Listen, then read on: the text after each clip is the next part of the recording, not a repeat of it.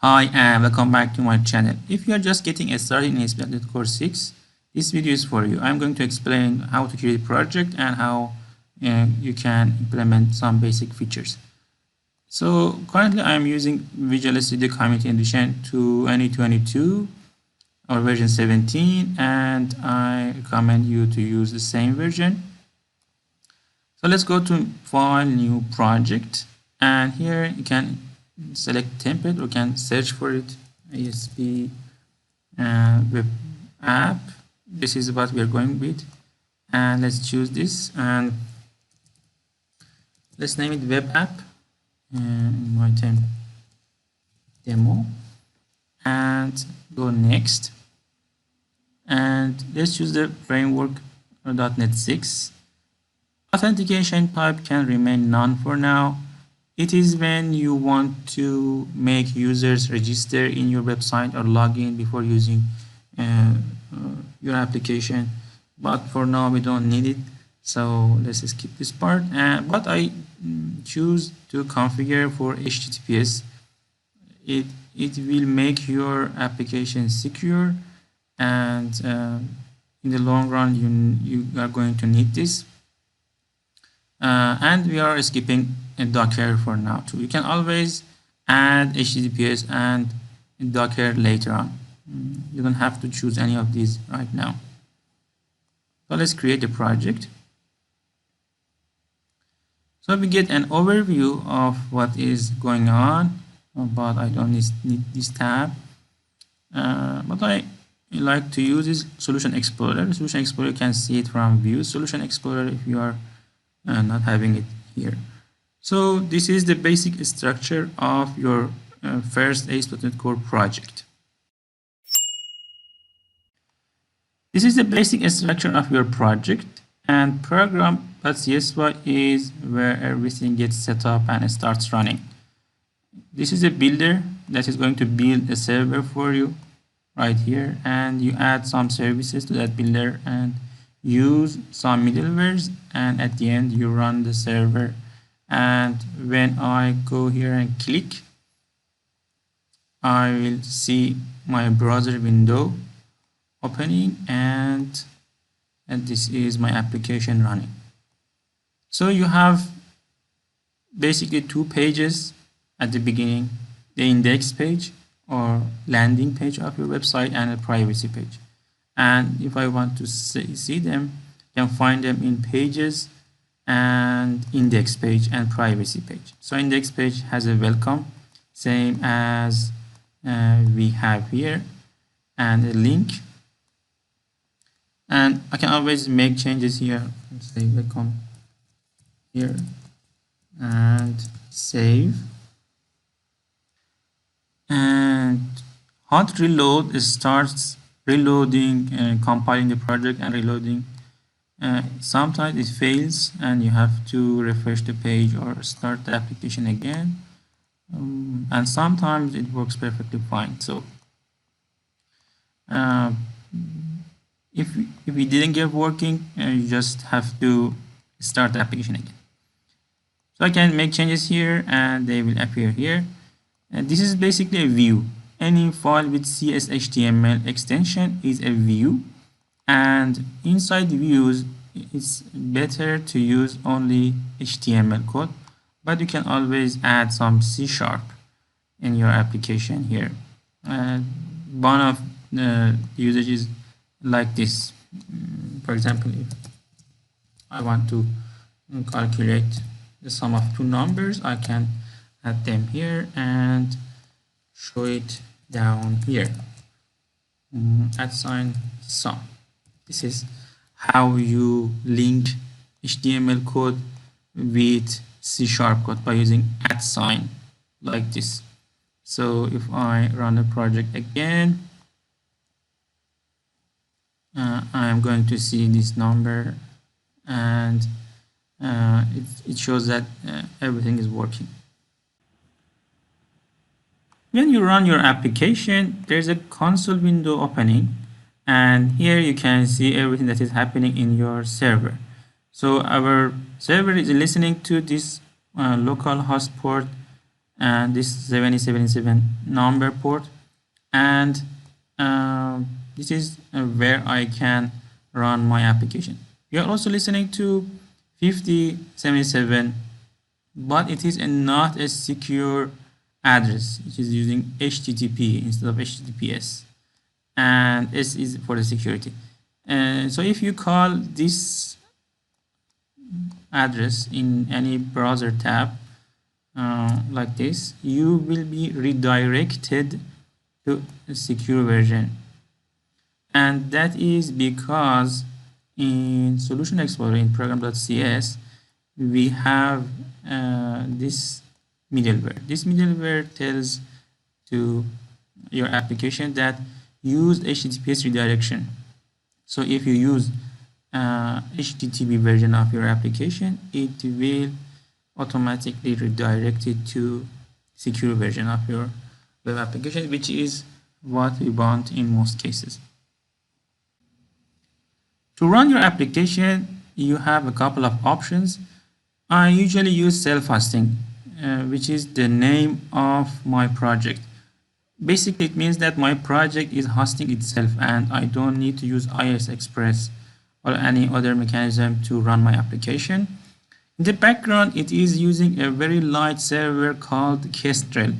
And Kestrel, you can always search for it, Kestrel, and get a lot more information. Kestrel is a cross-platform web server for ASP.NET Core, and Kestrel is a web server that's included in by default in ASP.NET Core templates. That's basically all you need to know about Kestrel.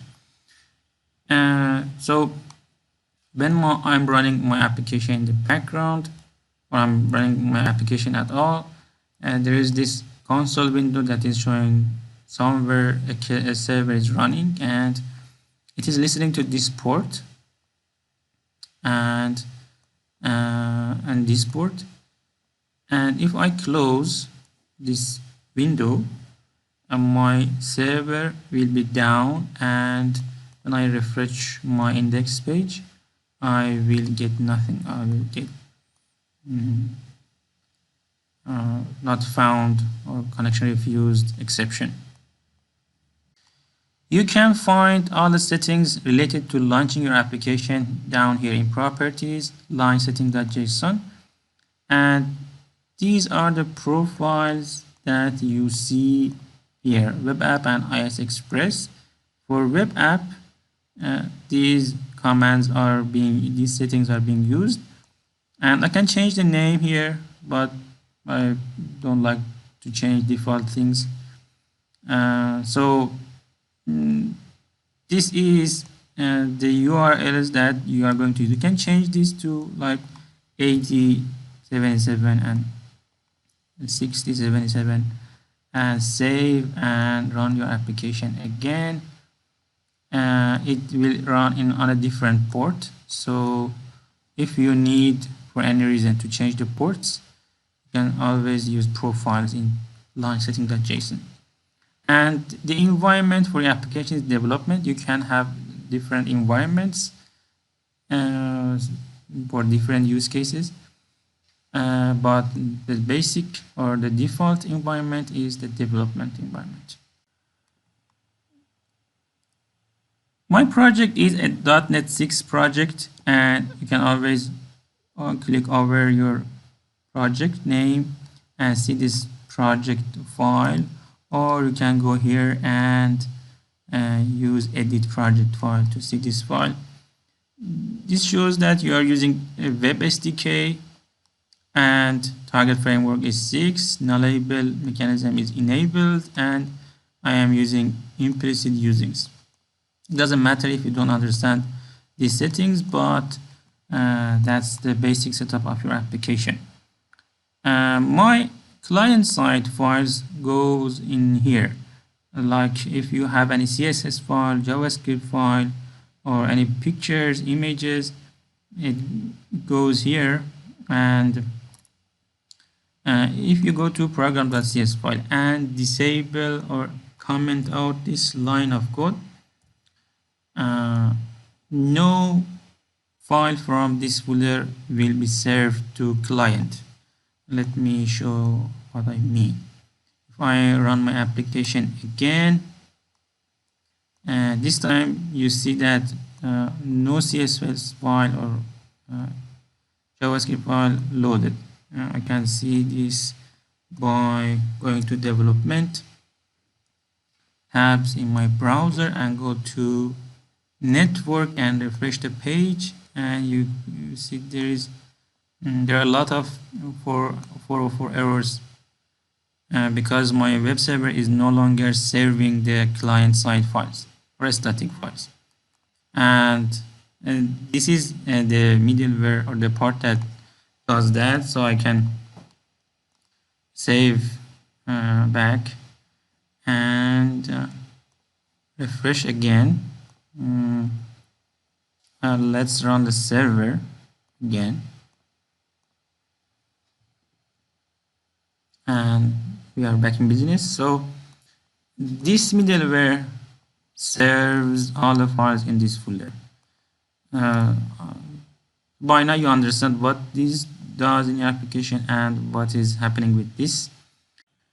Now let's talk to our views. MVC is model view controller, and we have the controller here. There is a C# file associated with every CS/HTML file, and here you can write some C# code and see the results in your views, and that's pretty much how we do things in MVC world. So let's send a message. I use view data message equals to welcome to back end, and let's see this in index page. I can remove everything and add h2 @ view data message, and let's run the application.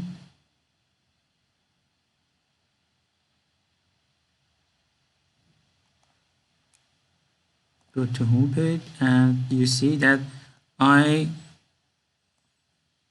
created a message in the background using view data, and I use the same.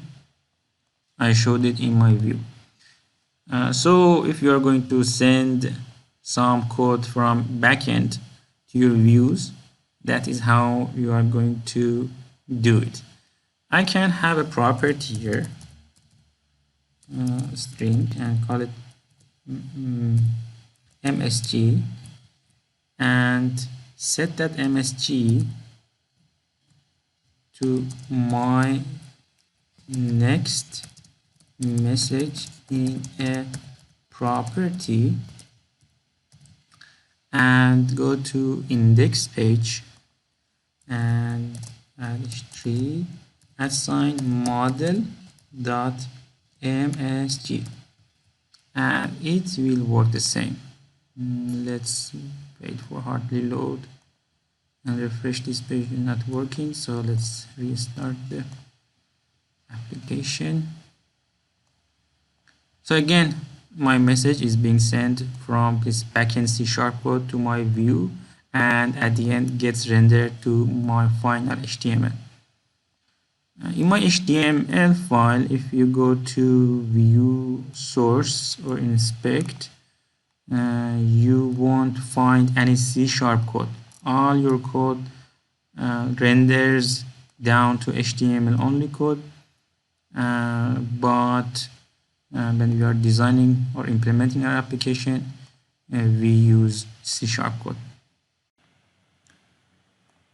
I can have a list here, collection, doesn't matter if property I list of numbers or ints, and let's call it numbers, and my numbers will be new list of int, Our values would be 1, 3, or a couple of numbers. Thankfully, Visual Studio helped me with that. So I can show all these numbers. Can go for each, for loop or for each, and use number in model dot numbers, and let's print them out inside the p tag. At sign number is what I'm going to use, and let's run the application again. And you see that all the numbers are printed out here.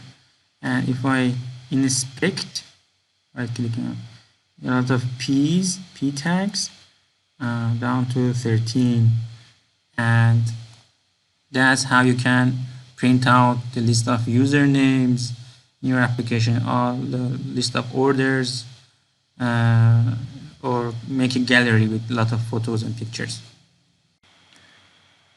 Speaking of pictures, you can add any picture to your project. You can just, usually you are going to add a img folder, for example, or images folder, for example, and add an existing item.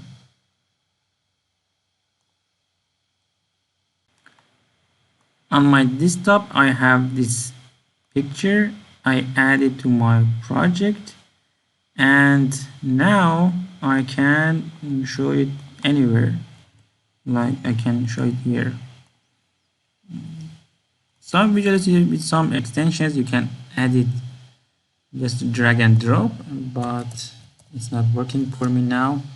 So let's use img src, and if I double quote here, I can go to img and flower jpg, and that's all I need to do.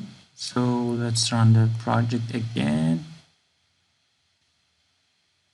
and voila, we have the picture loaded.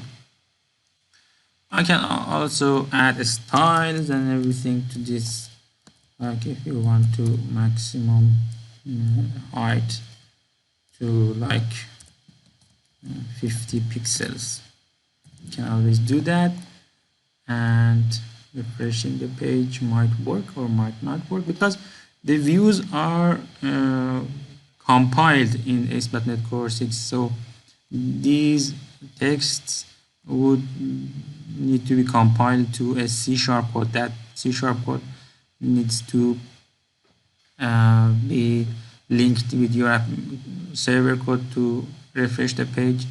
They tried using hot reload, implementing hot reload for quick refresh. Sometimes it works, but for some changes you always need to restart your application. So this is how you add a picture, and of course I can put this picture inside a loop like this and run the project again. So this time I will get a lot of pictures with numbers, and if you have different pictures with different addresses, that's how you can load them all. So this is how you send data from the C# code to your views, but how we grab data from views. We're going to have a form, and that form will send data from a page to our backend code. Let's say we are going to calculate the area of a rectangle. It can be anything, but for the sake of this demo, let's do that. Let's create a form. Forms are the main way to send data in a web application. So when you create a form, you can have multiple inputs, just as I am doing right now. Name it like for rectangle we have width and height. So let's name the width And let's have a class for this for that control width, and we also have height or length, both can work. And you also need a button to send data to server. And in the backend, I don't need these, and I don't need these anymore. But forms usually send to server by using a method called post, and that's what I'm going to choose. So I'm choosing to send these data to my backend code by post method, and to receive a post method you need an onPost method in your C# code, and I can have a string, or better say int for width and int for height, and let's calculate the area by multiplying these together to each other, and then let's send back the data. How can I send back this data to my view? I can just use a view data for area and set this to area, and here I can have area like this. Let's put it inside a h2 tag to make it more obvious, and use @view data area. That's it, and you also don't need this file. So let's run it and see if it is working. Let's run it with debugging mode. So my form is here. It's not the best looking form, but it works hopefully. Let's put two numbers, 10 and 5, or 5 and 10, doesn't matter really, and send. We have a 0 here. Something went wrong, and let's see what is happening. So let's go here and use a couple of breakpoints and send the values again, 5 and 10, and let's send. So we are here. It means that the post method is working, and our HTML code is sending data to the backend code in the server, because when you see something in your browser, it's in client's system, it's in client side. It can be thousands of miles away from you, but when user sends the data, clicks on this button, it becomes an HTTP request, and the request passes a couple of networks and reaches your web application here. So we are sending data to the server, and server understands where should it send the request, but something not working the way it should. So height is 0. Yeah, I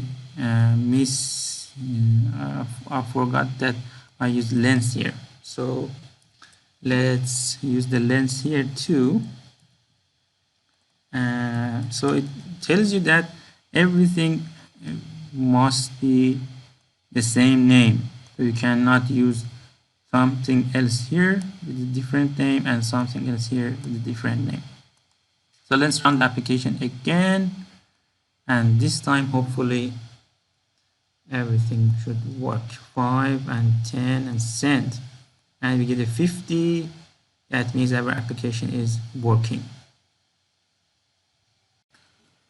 So this is how model binding works in ASP.NET Core. So I have two inputs with names And when you send data, it becomes an HTTP request, and the request gets mapped to the same values, the same names in the backend code in your server. I can explain it more in here. Let's run the application again. Let's have our network tab on, and let's put 7 and 8 here and send. So we have a request, and this request is here. Let's see which one of these is sending in post. Let's add the method. Okay, we have a post method here, and down here you can see the request that gets sent payload here. There's a verification token, and other than that we see a width and height. So the request has some data. It has a width and height, width and length, and a request verification token. This is for security reasons. You can ignore it all for now. But what we send from our form to the server is this width and length. And that's exactly what your server receives. And ASP Core does its magic, and when it's mapping Razor pages, it's also mapping the values from form data to your properties or parameters, and at the end you receive the same numbers down here. But implementing a form with string values is not a preferred way. Usually you are going to have a couple of properties called like something like width and height, or length in this case. I keep mixing them up. And in here I can use ASP-4 and use bits, and I can use the same ASP-4 length, and again we have the values. I can keep the width and height, width and length. It will be binded again. The casing, the word casing doesn't matter. So let's try it. Let's see. Let's run the application again, put some values here, 7 and 9, and send, and you get 63.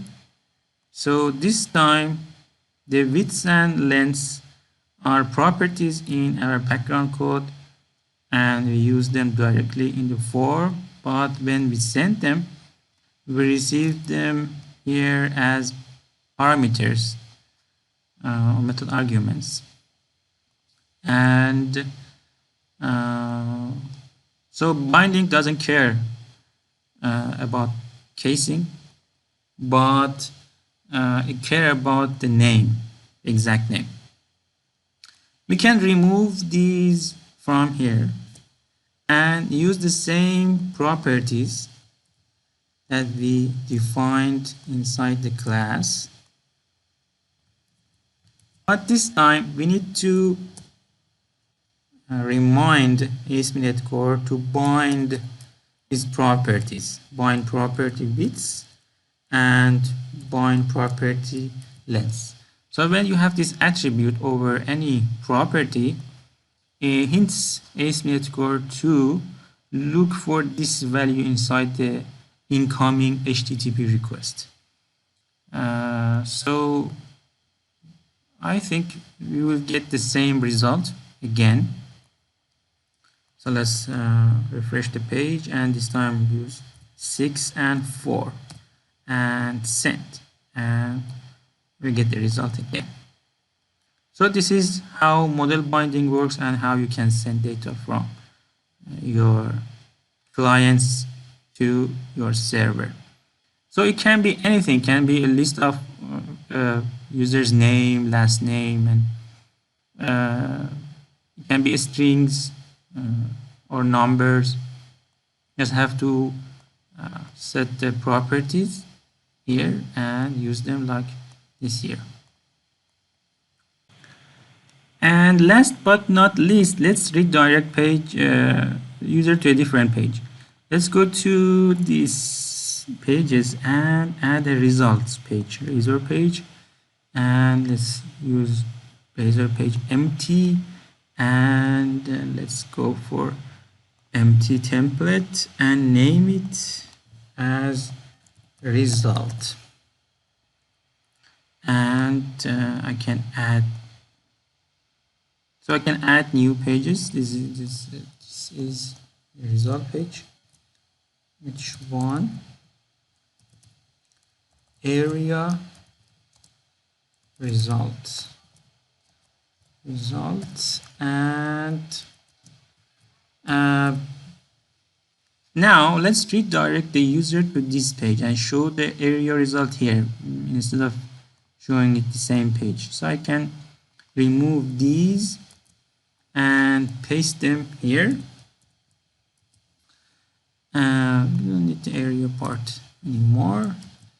Also, let's go to the backend code, and this time we need to redirect user, redirect to page, and the page would be the result page. But we don't have return keyword with void method, so I need to change it to iActionResult. So I redirect user to this page after collocating the area, and let's run the project and see if it's working. So this time let's put 4 and 8, 9, send data. Okay, we got redirected to a new page, but we don't see the result here. Don't see the area here. To fix the problem with sending data from one HTTP request to another, I use TempData. I replaced the view data with TempData. I explained how TempData works in a different video, so look for that in my channel. And TempData saves the data, saves it inside a cookie, and when you get redirected to a new page, for suppose like result page, it will read the data from cookies again, and I can pass some data from one HTTP request to another. So that's how you can implement this, and let's see if it's working or not. Now let's see if our application is working again. I use 4 and 6 and send, and yes, we get the result here. So with TempData, you can save data from one request and load it in a different request or response. And that's it for today. Thanks for watching. In the next video, I will show you how to add database to your to this application, and we are going to implement, see if we can save the values into a database or not. Thanks for watching, and see you soon.